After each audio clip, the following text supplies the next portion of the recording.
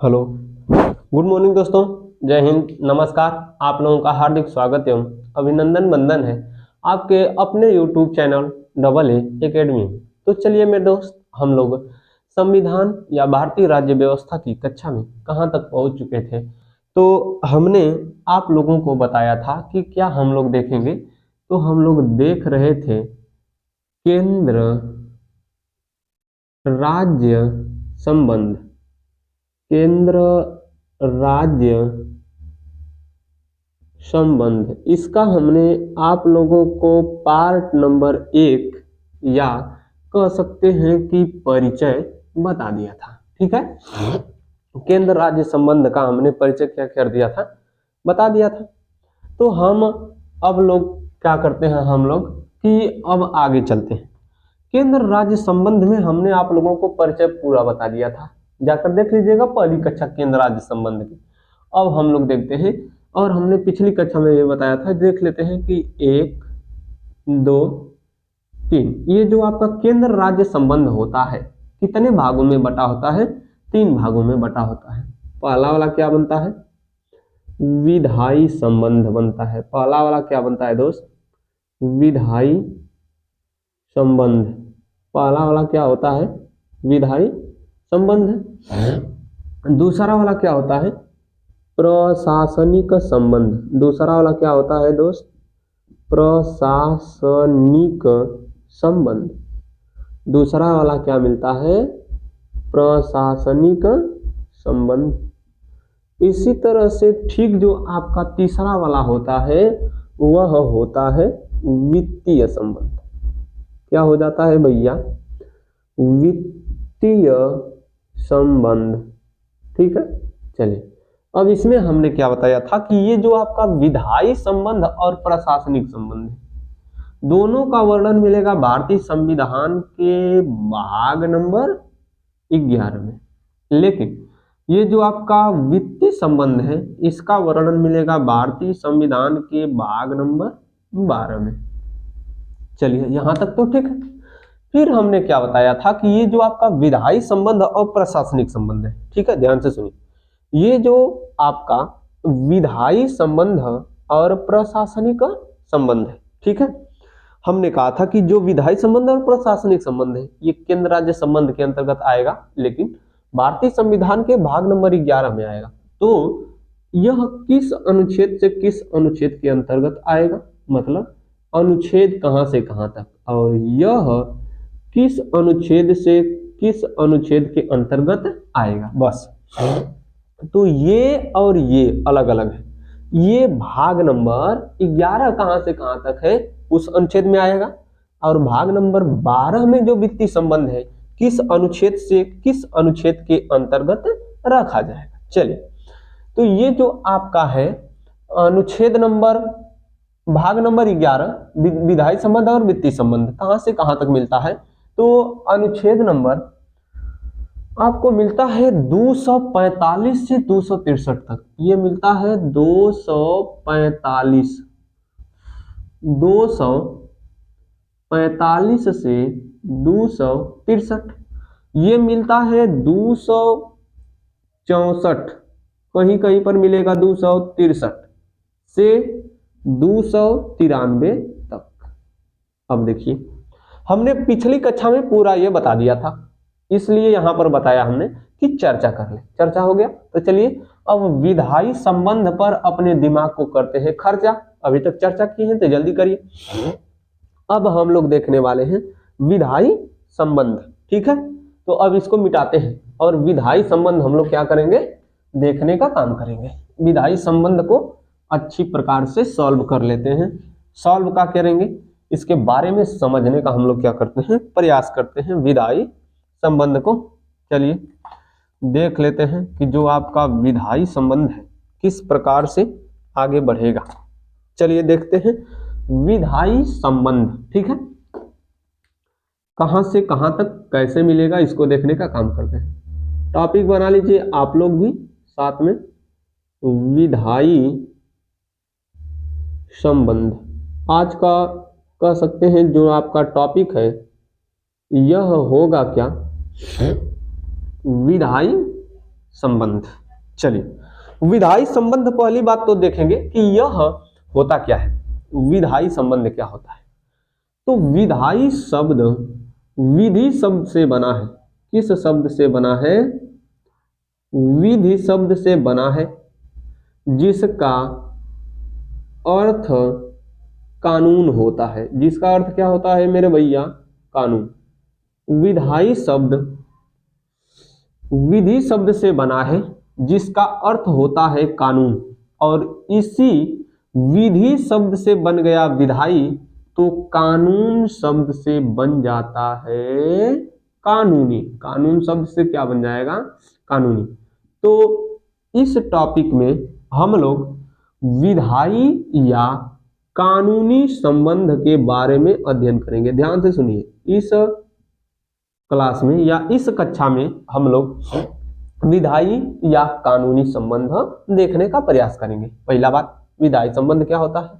तो ध्यान से सुनिए, परिभाषा लिखिएगा कि जब विधि के आधार पर, जब विधि के आधार पर या कानून के आधार पर, जब विधि या कानून के आधार पर, विधि या कानून के आधार पर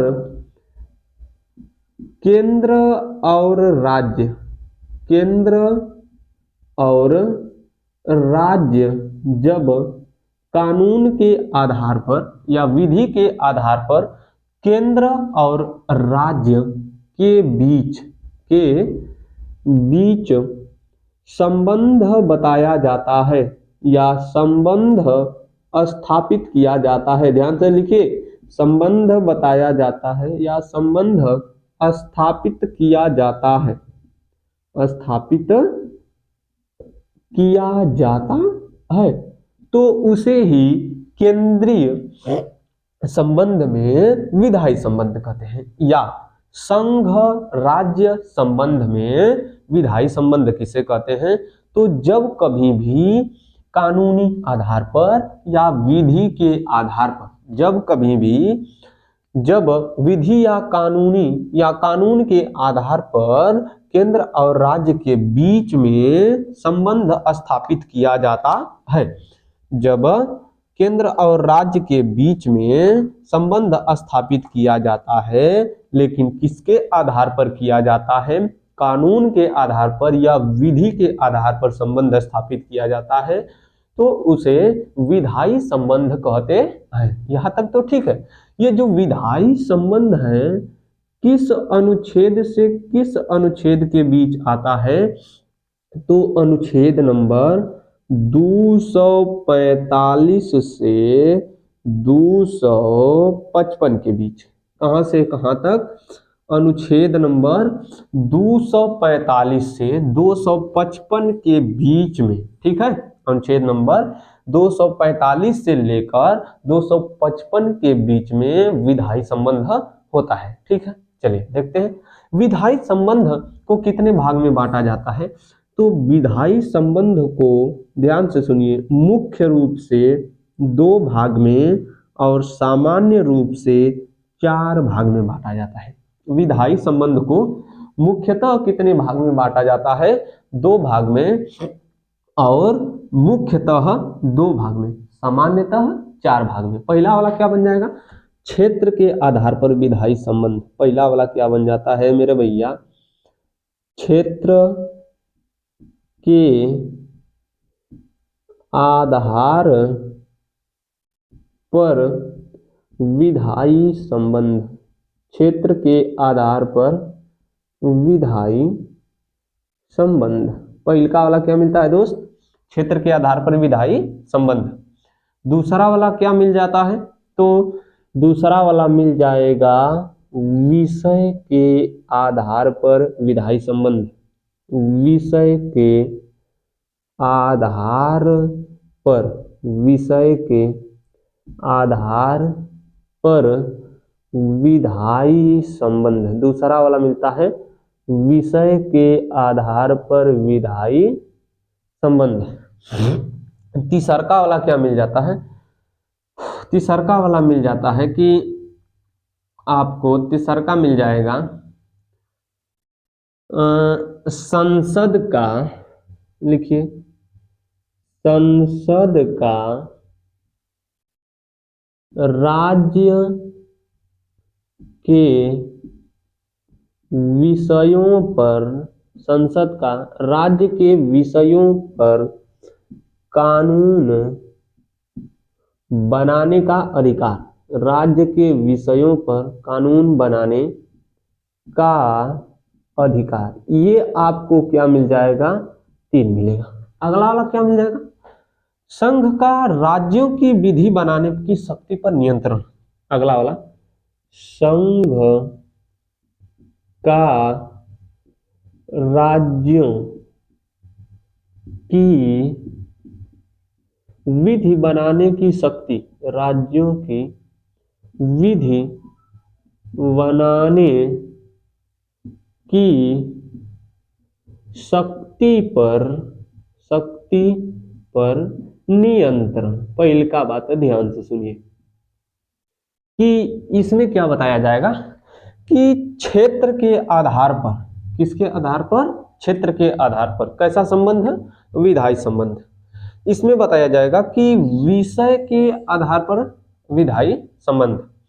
ये बताएगा कि संसद का राज्य के विषयों पर कानून बनाने का अधिकार, मतलब कि जो आपका ये विधानमंडल है, ध्यान से सुनिए, जो आपका विधानमंडल है, विधानमंडल में संसद भी आती है, विधानसभा भी आती है। पहली का बात, ये जो विधायी संबंध है या विधि बनाई जाती है 2 प्रकार से, एगो केंद्र सरकार बनाती है, एक ठो राज्य सरकार बनाती है।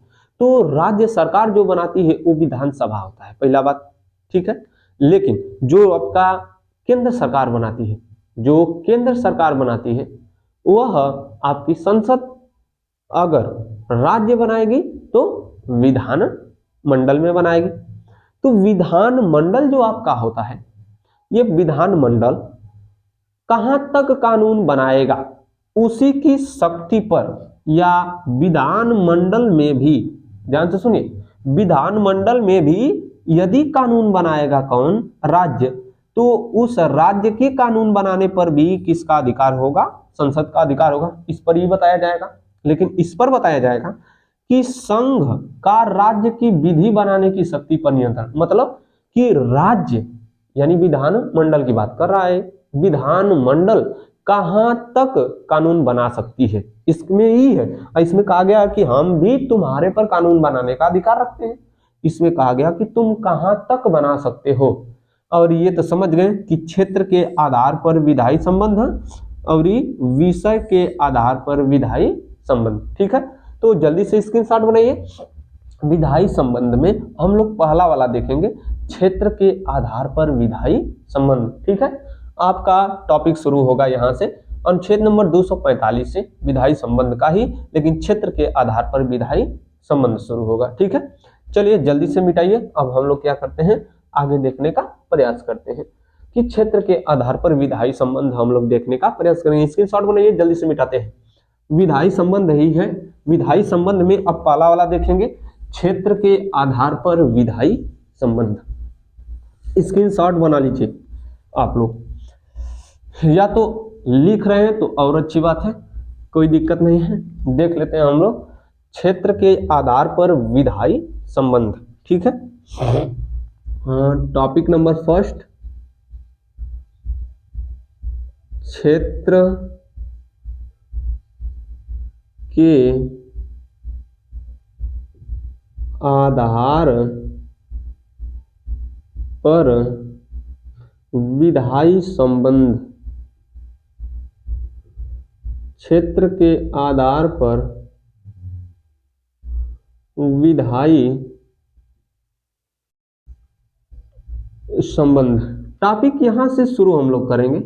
यह किसका पार्ट है? ये विधायी संबंध का पार्ट है। कैसे पता चला? इसको विधायी संबंध जो आपका था, इसको हमने कितने पार्ट में बांटा था दोस्त? 4।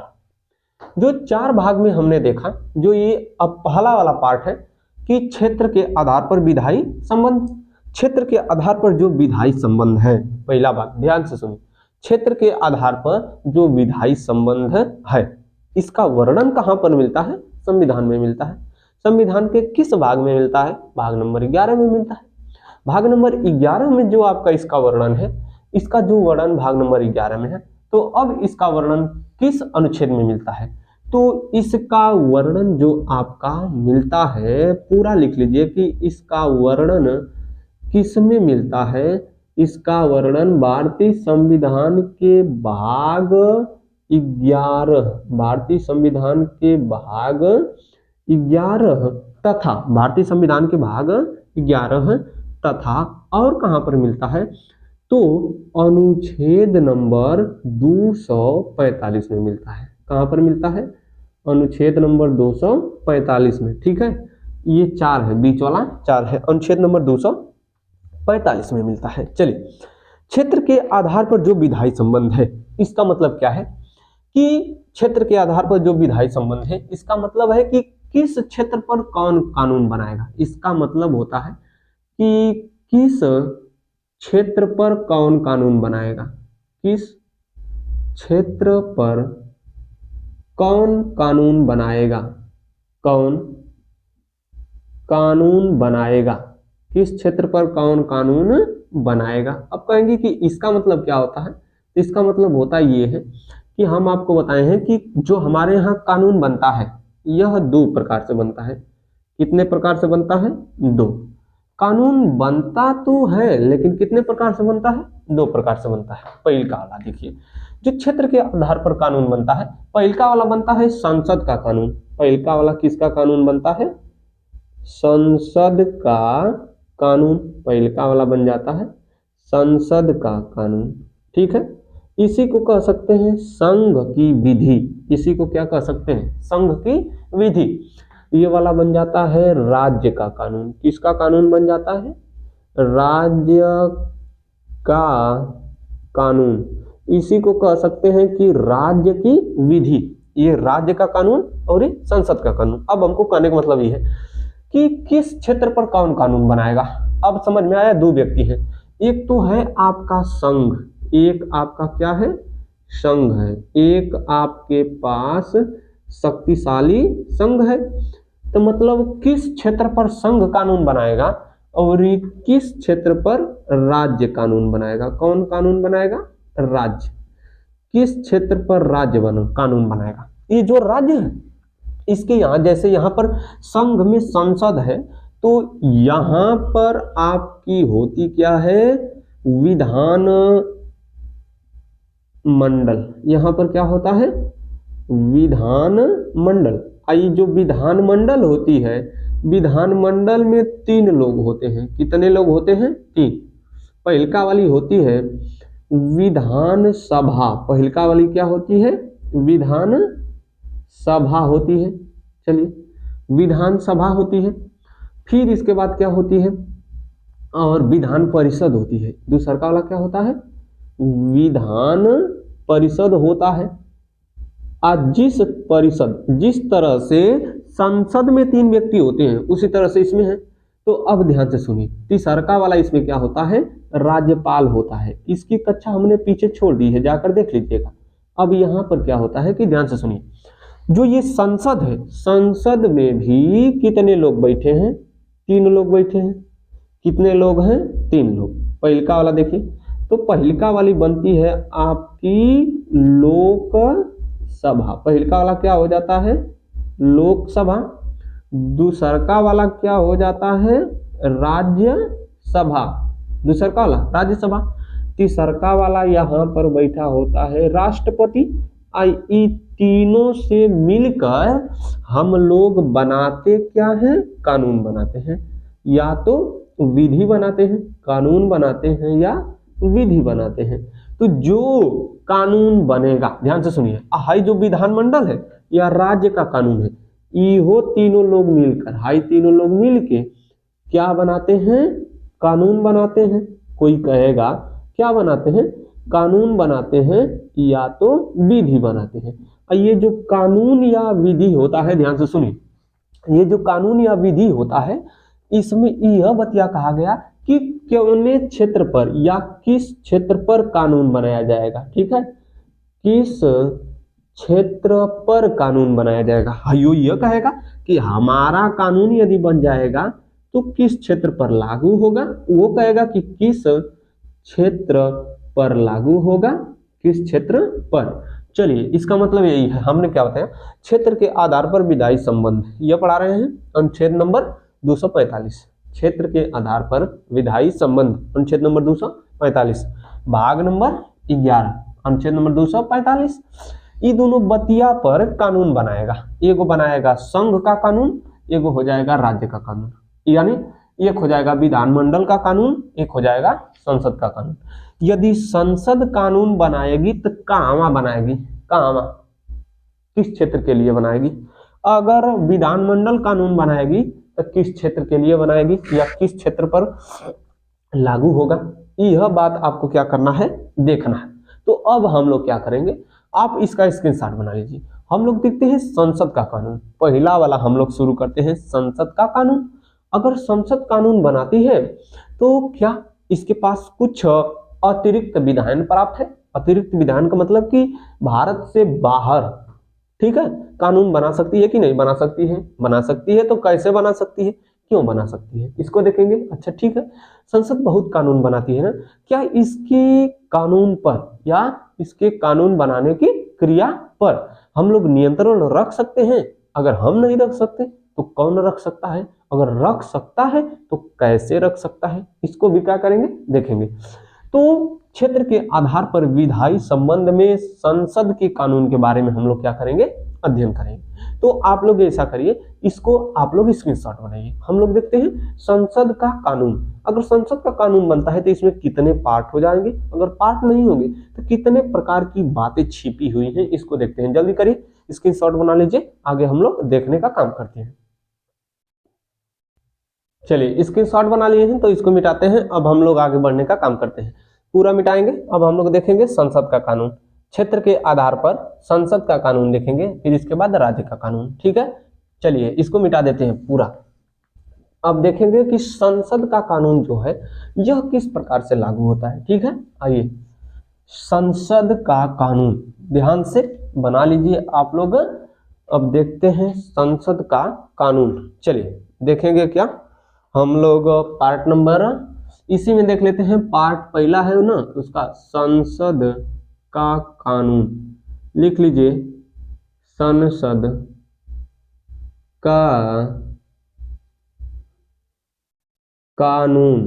किसका कानून, संसद का कानून। चलिए देखते हैं संसद के कानून के बारे में।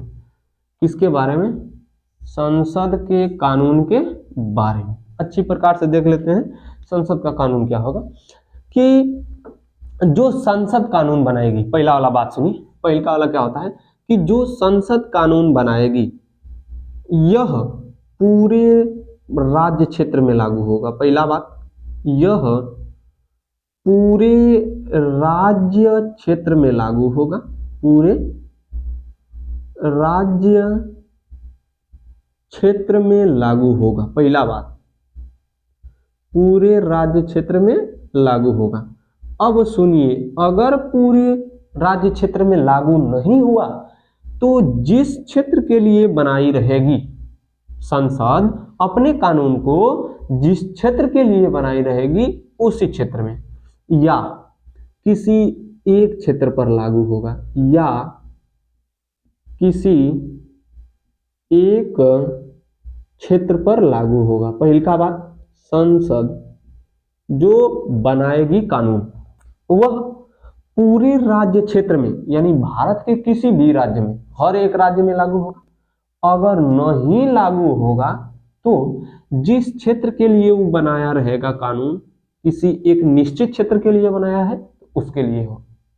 अगला वाला क्या है, इसमें दूसरा वाली बात है कि संसद के पास, लिखिए संसद के पास, संसद के पास, संसद के पास कानून बनाने की, कानून बनाने की, संसद के पास कानून बनाने की अतिरिक्त शक्ति प्राप्त है।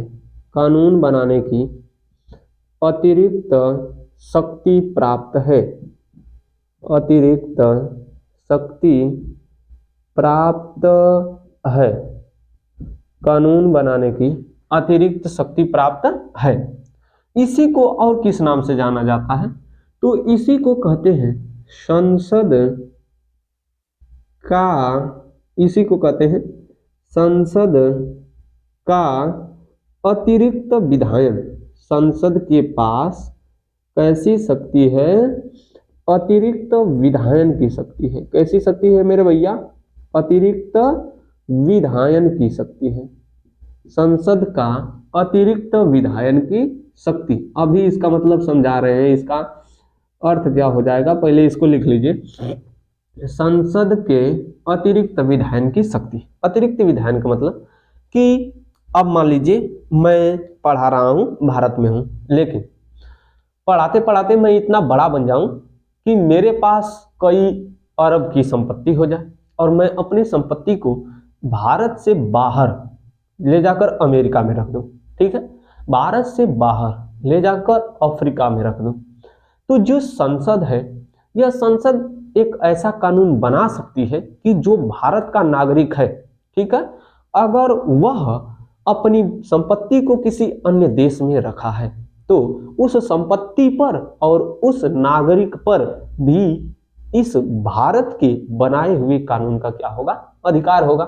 इसका मतलब ये कि मैं कितना हूं कमा लूं, कितना हूं कर लूं, अन्य देश में रख दूंगा तो उस पर भारत के कानून का अधिकार होगा।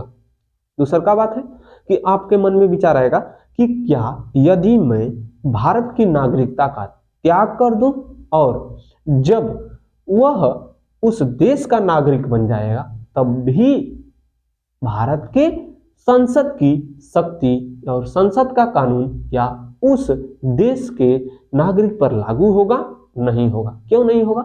क्योंकि आपने या मैंने भारत की नागरिकता का क्या कर दिया? त्याग कर दिया। जब भारत की नागरिकता का त्याग करके आप दूसरे देश की नागरिकता ग्रहण कर लेंगे और भारत में आप रहते हैं पहले से, अब इसका त्याग कर दिए, जब इसका त्याग कर दिए तो यहाँ के नागरिक नहीं है, जब नागरिक नहीं है तो आपके ऊपर भारत के संघ की शक्ति या संघ का कानून लागू नहीं होगा, ठीक है। दूसरा का बात, अगर यहाँ पर रह रहे हैं, दूसरे देश के नागरिक बन गए, फिर आकर यहाँ पर रह रहे हैं, जब तक रहेंगे तब भारत का कानून लागू होगा, जब छोड़कर चले जाएंगे तब कानून लागू नहीं होगा। दूसरा का बात, पहला हमने बताया कि पूरे राज्य क्षेत्र में संसद का कानून लागू होगा या किसी एक क्षेत्र में लागू होगा। दूसरा का बात हमने बताया क्या कि संसद के पास कानून बनाने की अतिरिक्त शक्ति प्राप्त है। इसी को अतिरिक्त विधायन के नाम से जानते हैं। अतिरिक्त विधायन का मतलब हमने समझा दिया। तीसरा का वाला, क्या संसद के कानून पर, ध्यान से सुनिए, संसद के कानून पर रोक लगाने की शक्ति है? अगर है तो किसके पास है? पहला बात, क्या संसद के कानून पर रोक लगाने की शक्ति प्राप्त है? अगर है तो किसके पास है? ठीक है, इसी को आप लोग कह सकते हैं, किसके नाम से जान सकते हैं? इसी को आप लोग कह सकते हैं संसद के कानून की सीमाएं। तो चलिए देख लेते हैं कि तीसरा का वाला, संसद के कानून की सीमाएं। अगला वाला आपका बन जाएगा संसद के कानून की, संसद के कानून की सीमाएं, कि संसद के कानून की सीमा कहां तक है, यानी संसद अपना कानून कहां तक बना सकती है। तो संसद के कानून पर सीमा लगा कौन सकता है या संसद के कानून को रोक कौन सकता है? तो संसद के कानून पर जो सीमा लगती है यह दो व्यक्ति के पास है। पहलका वाला किसके पास है? तो पहलका वाला है राष्ट्रपति के पास। किसके पास? राष्ट्रपति के पास है। संसद के कानून को रोकने की शक्ति किसके पास है? राष्ट्रपति के पास। दूसरका वाला, इसी का एगो सीसीटीवी कैमरा है हर एक राज्य में, उसको कहते हैं राज्यपाल। राज्यपाल के पास, किसके पास? राज्यपाल के पास। राष्ट्रपति और राज्यपाल चाहें तो संसद के कानून को क्या कर सकते हैं? कुछ क्षण के लिए या कुछ समय के लिए रोक सकते हैं। कहेंगे कि ठीक है, तो बताइए कि इसका उदाहरण कौन सा है? तो इसका उदाहरण देख लीजिए कि असम के लिख लीजिए, असम के जनजातीय स्वायत्त, असम के जनजातीय जिलों में, ठीक है, असम के जनजातीय जिलों में संसद का कानून लागू हो भी सकता है और नहीं भी हो सकता। संसद का कानून लागू हो भी सकता है, लागू हो भी सकता है और नहीं भी हो सकता, हो भी सकता है और नहीं भी हो सकता है, और नहीं भी हो सकता है। हम कहें कि जो असम के जनजातीय स्वायत्त जिले हैं, यानी जहां पर जनजातियां निवास करती हैं, वहां पर इस संसद का जो कानून है, ध्यान से सुनिए, असम के जनजातीय स्वायत्त जिलों में जो संसद का कानून है, ठीक है, यह लागू हो भी सकता है और नहीं भी हो सकता है। किसके कहने पर? है राष्ट्रपति के पास। ये कुल शक्तियां किसके पास प्राप्त है? राष्ट्रपति के पास। अगर राष्ट्रपति नहीं कहेगा तो आई उसका सीसीटीवी कैमरा है, ये कह सकता है क्या कि हमको यहाँ देख रेख करने के लिए कौन भेजा है? राष्ट्रपति भेजा है। तो मैं, अगर राष्ट्रपति नहीं कर रहा है तो मैं करूंगा। क्यों? क्योंकि हो सकता है कि राष्ट्रपति भूल गया हो। जब राष्ट्रपति भूल गया है तो इसको ख्याल कराना मेरा अधिकार है। हम उसको क्या कराऊंगा? मैं उसको ख्याल कराऊंगा। अब ख्याल जब करा देगा तो वह बतिया रुक जाएगी, फिर बाद में प्रस्तावित होकर लागू हो सकती है। कब लागू होगी? तो असम के जनजातीय जिलों में संसद का कानून, जनजातीय जिलों में, यहाँ पर लिख लीजिएगा, में संसद का कानून लागू हो भी सकता है और नहीं भी हो सकता है। तब कहेंगे कि सर जी कब लागू होगा? तो जो संसद कानून बनाई है जनजातीय जिलों के लिए क्या कर दे? कुछ बदलाव कर दे। कुछ क्या कर दे? कुछ बदलाव कर दे। कुछ बदलाव करने के बाद वहां पर कानून को क्या कर सकती है? लागू कर सकती है। कुछ बदलाव कर दे, अब बदलाव करने के बाद कानून को क्या कर सकती है? लागू कर सकती है। किसके कहने पर? राष्ट्रपति के कहने पर। किसके कहने पर? राष्ट्रपति के कहने पर। तो जल्दी से स्क्रीनशॉट बनाइए। अब आगे हम लोग क्या करते हैं? बढ़ने का काम करते हैं। यह बात है, वहां पर क्या पर मिलेगा? असम हो गया, मेघालय एक नीचे देख लीजिए, इसी के लगे हाथ। तो एक सुन लीजिए पहले, मेघालय में भी ध्यान से सुनिए, यह बतिया लिखना है हमको, तो मेघालय लिखकर पूरा बात बोल देता हूं। मेघालय में जनजातीय जिलों में, मेघालय के जनजातीय जिलों में संसद का कानून लागू हो भी सकता है और लागू नहीं होगा। क्यों नहीं होगा? तो और किसके राज्य में?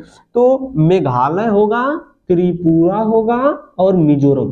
मेघालय, त्रिपुरा और मिजोरम, ध्यान से सुनिए, मेघालय, त्रिपुरा और मिजोरम में संसद का कानून लागू हो भी सकता है और नहीं भी हो सकता है। इसकी जिम्मेदारी किसके पास होती है?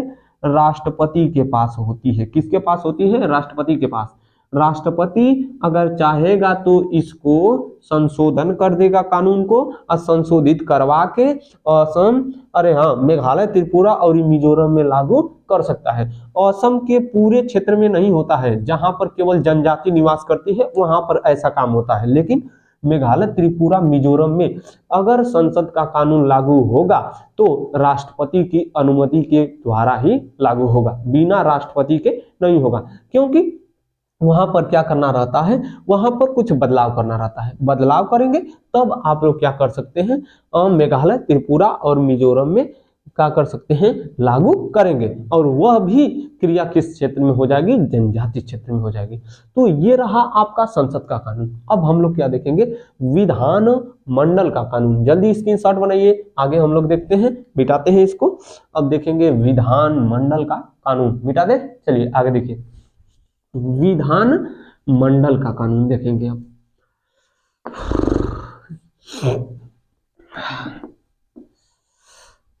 अगर समझ में नहीं आया तो कमेंट करके हमको बता सकते हैं। पूरी कक्षा देखेंगे, पक्का समझ में आएगा, ऐसी बात थोड़े है कि नहीं आ जाएगा। चलिए देखिए, अब हम लोग देखेंगे क्या? विधान मंडल का कानून। किसका कानून देखेंगे मेरे दोस्त? विधान मंडल का कानून, विधान मंडल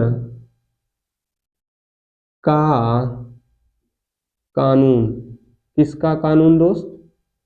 विधान मंडल का कानून। विधानमंडल का मतलब कि ये कहां पर कानून बनाएगी? राज्य में बनाएगी। ये विधानमंडल जो है कहां पर कानून बनाएगी? राज्य में। लिखिए, यह अपने राज्य क्षेत्र में, यह अपने राज्य के लिए, राज्य के लिए कानून बनाने का कार्य करती है, कानून बनाने का कार्य करती है। यह अपने राज्य के लिए कानून बनाने का क्या करती है? कार्य करती है। मतलब कि यह पूरे भारत के लिए कानून नहीं बनाएगी, पहला बात। दूसरा का बात, कानून बनाएगी केवल अपने राज्य के लिए। जैसे उत्तर प्रदेश का विधानमंडल केवल उत्तर प्रदेश के लिए कानून बनाएगा, महाराष्ट्र का विधानमंडल महाराष्ट्र के लिए कानून बनाएगा, बिहार का विधानमंडल बिहार के लिए कानून बनाएगा, झारखंड का झारखंड के लिए बनाएगा, छत्तीसगढ़ का छत्तीसगढ़ के लिए बनाएगा। चलिए, दूसरा का हम देख रहे थे क्या कि संसद के पास अतिरिक्त विधायन शक्ति थी, लेकिन इसके पास, लिख लीजिए, इसके पास अतिरिक्त विधायन की शक्ति प्राप्त नहीं है। इसके पास अतिरिक्त विधायन, इसके पास अतिरिक्त विधायन की शक्ति, अतिरिक्त विधायन की शक्ति प्राप्त नहीं है, शक्ति प्राप्त नहीं है। इसके पास अतिरिक्त विधायन की शक्ति प्राप्त नहीं है, पहला बात हो गया। इसके पास अतिरिक्त विधायन की शक्ति प्राप्त नहीं है, इसका मतलब कि ये केवल, इसके पास अतिरिक्त विधायन की शक्ति प्राप्त नहीं है। ये जो कानून बनाएगी, ध्यान से सुनिए, ये जो कानून बनाएगी केवल अपने अपने राज्य के लिए बनाएगी, राज्य से बाहर नहीं बनाएगी। सोचिए, जब यह दूसरे राज्य के लिए कानून नहीं बना सकती है तो दूसरे देश के लिए कैसे कानून बनाएगी? कैसे बनाएगी? नहीं बनाएगी ना। चलिए, इसके पास हमने क्या बताया? इसके पास अतिरिक्त विधायन की शक्ति प्राप्त नहीं है। लेकिन होता क्या है, इसमें एक अपवाद में लिखना पड़ता है आप लोगों को। यह, अब सुनिए, अभी तक हमने बताया कि यह दूसरे राज्य के लिए कानून नहीं बनाएगी, लेकिन अब कह रहा हूं कि यह दूसरे राज्य के लिए कानून बनाएगी। क्या होता है? एक सिद्धांत पाया जाता है। कौन सा सिद्धांत पाया जाता है? क्षेत्रीय समीप्यता, क्षेत्रीय समीप्यता का सिद्धांत, क्षेत्रीय समीप्यता का सिद्धांत। क्षेत्रीय समीप्यता का सिद्धांत क्या कहता है? तो इसका मतलब पहले समझिए। अब इसका समझ लीजिए कि क्षेत्रीय समीप्यता का सिद्धांत क्या है। हाँ, मान लीजिए यह एक राज्य है उत्तर प्रदेश, यह आपका बिहार, यह झारखंड, ऐसे ऐसे हो गया। तो देखिए, ये जो राज्य है, ये आपका यूपी, ये आपका बिहार, ये आपका झारखंड, ये आपका आरजे राजस्थान, ठीक है। इतने राज्य हैं। अभी तक हमने बताया कि उत्तर प्रदेश का विधानमंडल बिहार के लिए कानून नहीं बनाएगा, बिहार का विधानमंडल उत्तर प्रदेश के लिए कानून नहीं बनाएगा, बिहार का झारखंड के लिए नहीं बनाएगा, राजस्थान का झारखंड के लिए नहीं बनाएगा, झारखंड का राजस्थान के लिए नहीं बनाएगा, झारखंड बिहार के लिए नहीं बनाएगा। ओवरऑल में मैं पूरे अच्छी प्रकार से बता दूं तो कोई भी विधानमंडल किसी अन्य विधानमंडल के लिए कानून नहीं बनाएगा। इसका मतलब यह कि अब आप लोग क्या हो गए? सीमित हो गए। चलिए ठीक है, सीमित हो गए, लेकिन अब मैं कह रहा हूं कि उत्तर प्रदेश बिहार के लिए कानून बना सकता है, झारखंड राजस्थान के लिए, यानी हर एक राज्य के लिए कानून बना सकते हैं। किस स्थिति में? तो एक सिद्धांत आ जाता है क्षेत्रीय समीप्यता का सिद्धांत। इंग्लिश में कहते हैं। और इंग्लिश में इसको किस नाम से जाना जाता है, तो इंग्लिश में इसे कहते हैं doctrine of territorial nexus. Doctrine of territorial nexus, Hindi में बोले क्षेत्रीय समीप्यता का सिद्धांत। मतलब समझिए, अगर कोई उत्तर प्रदेश का आदमी बिहार राज्य में या झारखंड राज्य में अपनी एक फैक्ट्री खोल दिया है, फैक्ट्री खोल दिया है, तो उत्तर प्रदेश का आदमी बिहार में जो फैक्ट्री खोला है, यदि उत्तर प्रदेश के आदमी की फैक्ट्री बिहार से या झारखंड से सेम संबंध रखती है, तो उसी को क्षेत्रीय समीप्यता का सिद्धांत कहते हैं। और जो उत्तर प्रदेश का विधानमंडल कानून बनाएगी उस देश में, उस राज्य में, ध्यान सुनिए, उत्तर प्रदेश का जो विधानमंडल कानून बनाएगी वह झारखंड के स्थान पर या झारखंड में जो कंपनी उत्तर प्रदेश का आदमी बैठाया है उस पर भी उत्तर प्रदेश के विधानमंडल का कानून क्या होगा, लागू होगा। यही है आपका क्षेत्रीय समीप्यता का सिद्धांत। मतलब मैं उत्तर प्रदेश का रहने वाला हूं, मैं जाऊं बिहार में एक फैक्ट्री लगा दूं, और उत्तर प्रदेश जो मेरा उत्तर प्रदेश विधानमंडल मेरी कंपनी के ऊपर कानून बनाएगा, या सभी लोगों की कंपनी के ऊपर जो कानून बनाया है, मेरी एक कंपनी बिहार या झारखंड राज्य में स्थित है, तो मेरी जो कंपनी पर, उत्तर प्रदेश की कंपनी पर उत्तर प्रदेश के विधानमंडल का कानून लागू होगा, वही कानून झारखंड और बिहार में जो हमने कंपनी डाला है सेम कानून उस पर भी क्या होगा, लागू होगा। यही है आपका क्षेत्रीय समीप्यता का सिद्धांत। ठीक है, तो ये आपका रहा विधायी संबंध। ठीक है मेरे दोस्त, तो विधायी संबंध हमने क्या कर दिया, आपका पूरा समाप्त कर दिया। विधायी संबंध हमने क्या किया, समाप्त कर दिया। और विधायी संबंध को समाप्त करने के बाद अब हम लोग अगली कक्षा में मिलेंगे, किसके आधार पर, तो विषय के आधार पर विधायी संबंध। अभी हम लोग क्या देखे थे, क्षेत्र के आधार पर विधायी संबंध देखे। अगले टॉपिक में हम लोग आएंगे तो पढ़ेंगे विषय के आधार पर विधायी संबंध। ठीक है, तो हमको जाने की आज्ञा दीजिए। जय हिंद दोस्तों, नमस्कार।